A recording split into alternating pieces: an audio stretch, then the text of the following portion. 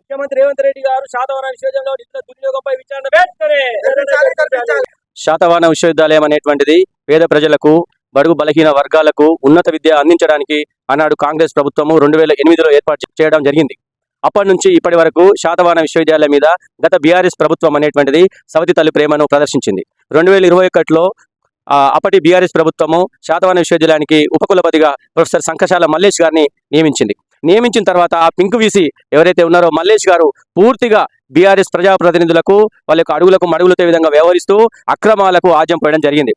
ఆయన వచ్చిన తర్వాత అక్రమ నియామకాలకు, అక్రమ పదోన్నతులకు, అనేకమైనటువంటి అవినీతి అక్రమాలు అనేటువంటివి కొదవ లేకుండా పోయింది.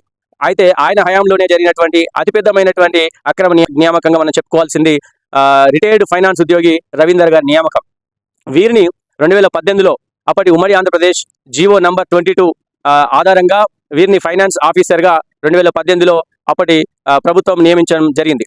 ఆయన 2018లో నియామకం అయిన తర్వాత 2019లో తన యొక్క వ్యక్తిగత కారణాల వల్ల ఆ యొక్క ఉద్యోగానికి రాజీనామా చేసి వెళ్ళిపోవడం జరిగింది. ఎందుకు రాజీనామా చేసి వెళ్ళిపోయిందంటే అప్పుడు ఇక్కడ ఉన్నటువంటి అక్రమ ఆచార్యుడు ఎవరైతే ఉన్నారో వన్నాల రమేష్ గారి యొక్క అవినీతి అక్రమాలని నిధుల దుర్వినియోగం అంతా బయటపడడం వల్ల దీనికి సపోర్ట్ గా ఉన్నటువంటి రవీందర్ ఎక్కడ దొరుకుతాడో అని తప్పించుకొని పోవడం జరిగింది. పోయిన తర్వాత 2021లో మళ్ళీ ఈ యొక్క వీసీ మల్లేష్ గారు ఈ యొక్క పింక్ ప్రభుత్వంలో ఏర్పాటు చేయబడేటువంటి పింక్ వీసీ ఈ యొక్క అక్రమార్కుడైనటువంటి వన్నాల రమేష్ యొక్క సిఫారసుతోని ఈ యొక్క రిటైర్డ్ ఫైనాన్స్ ఉద్యోగి రవీందర్ని మళ్ళీ 2021లో వీసీ నోట్ అప్రూవల్ ద్వారా తీసుకోవడం జరిగింది. దీనికి గత ప్రభుత్వంలో ఉన్నటువంటి జీవోల ఒక రూల్స్ నియమాలను బేఖాతరు చేస్తూ ప్రభుత్వం ఎలాంటి ఉద్యోగాలను యూనివర్సిటీలో చేపట్టవద్దని చెప్పినా కూడా వాటిని తుంగలో తొక్కి ఈ యొక్క మాజీ వీసీ మల్లేష్ గారు 2021లో ఈ రిటైర్డ్ ఫైనాన్స్ ఆఫీసర్ రవీందర్ను తిరిగి 2021 ఉద్యోగంలో తీసుకున్న తర్వాత దీన్ని ఈసీలో పెట్టి ఆమోదం చేసుకున్నారు. కానీ ఈ యొక్క ప్రభుత్వం యొక్క నోటిఫికేషన్ కానీ, ప్రభుత్వం యొక్క జీవో కానీ, ప్రభుత్వం యొక్క ఆదేశాలకు కానీ అనుగుణంగా జరగలేదు. ఈయన అసిస్టెంట్ ట్రెజరీ ఆఫీసర్ రిటైర్ కావడం జరిగింది. కానీ ఈయన డిప్యూటీ ట్రెజరీ ఆఫీసర్గా తప్పుడు ధ్రువపత్రాలతో ఉద్యోగంలో చేయడం జరిగింది. కనీసమైనటువంటి అర్హత ఈ యొక్క ఫైనాన్స్ ఆఫీసర్గా చేయాలి. ఆయన డిప్యూటీ ట్రెజరీ ఆఫీసర్గా పనిచేసి ఉండాలి.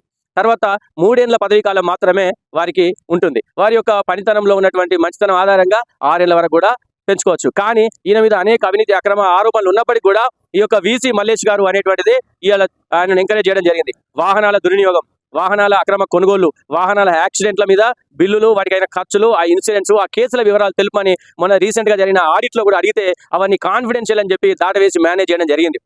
అక్రమ పదోన్నతుల మీద, నిధుల దుర్వినియోగం మీద అనేకమైనటువంటి ఆడిట్ లో అవకతవకలు జరిగినాయి అని చెప్పి ఏజీ ఆడిట్ లో తేలితే దాన్ని కూడా దాచిపెట్టడం జరిగింది. కానీ ప్రభుత్వము ఇక్కడ జరుగుతున్నటువంటి అనేక అవినీతి అక్రమాల నిధుల దుర్వినియోగం మీద ముఖ్యమంత్రి గారు ఇలా గత బీఆర్ఎస్ ప్రభుత్వంలో ఒక నిరంకుశ పాలన జరిగింది. ఇక్కడ ఫోన్ ట్యాపింగ్ బెదిరింపులు జరిగినాయి. ఇట్లాంటి అన్నింటి మీద గత మాజీ వీసీ మల్లేష్ అక్రమాల మీద, ఈ యొక్క రిజిస్ట్రార్ వరప్రసాద్ యొక్క అక్రమాల మీద, నిధుల దుర్వినియోగం చేసినటువంటి ఒక రవీందర్ జోహో అనేటువంటి ఒక సాఫ్ట్వేర్ సంస్థను ఇంట్రడ్యూస్ చేసి క్యాష్లెస్ పేమెంట్స్ ఆడిట్ అని చెప్పి అలా ఒక ఇంట్రడ్యూస్ చేసి దానికి లక్షల రూపాయల ఖర్చులు చేసి ఇప్పుడు మళ్ళీ క్యాష్లెస్ పేమెంట్స్ నడుస్తలేవని చెప్పి మళ్ళీ క్యాష్ బుక్ మెయింటైన్ చేయాలని చెప్పి హుకుం జారీ చేయడం జరిగింది. అంటే ఇలా క్యాష్లెస్ అంటూ అనేకమైనటువంటి కొత్త రకమైనటువంటి ఆలోచనలు, అన్ని తప్పుడు ఆలోచనలతో ప్రవేశపెట్టి విశ్వవిద్యాలయ నిధులను దుర్వినియోగం చేయడం జరుగుతుంది. కాబట్టి ఈ యొక్క రిటైర్డ్ ఫైనాన్స్ ఉద్యోగి, అక్రమ ఉద్యోగి, అవినీతికి ఆజ్యం వస్తున్నటువంటి ఈ యొక్క రవీందర్ను వెంటనే శాతవాహన విశ్వవిద్యాలయం నుంచి తొలగించాలి.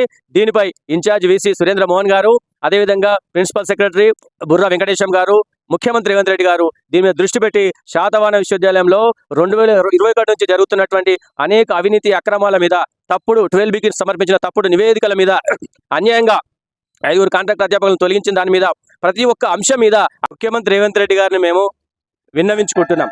అంతేకాదు ఏ రోజైతే యూనివర్సిటీకి వచ్చి మేము ఎప్పుడైనా యూనివర్సిటీలో రిప్రజెంటేషన్ రిజిస్ట్రార్ గారికి, వీసీ గారికి సానుకూల దృక్పథంతో విశ్వవిద్యాలయ అభివృద్ధి పరిరక్షణ కోసం మేము పాటుపడే విధంగా ఇస్తాము.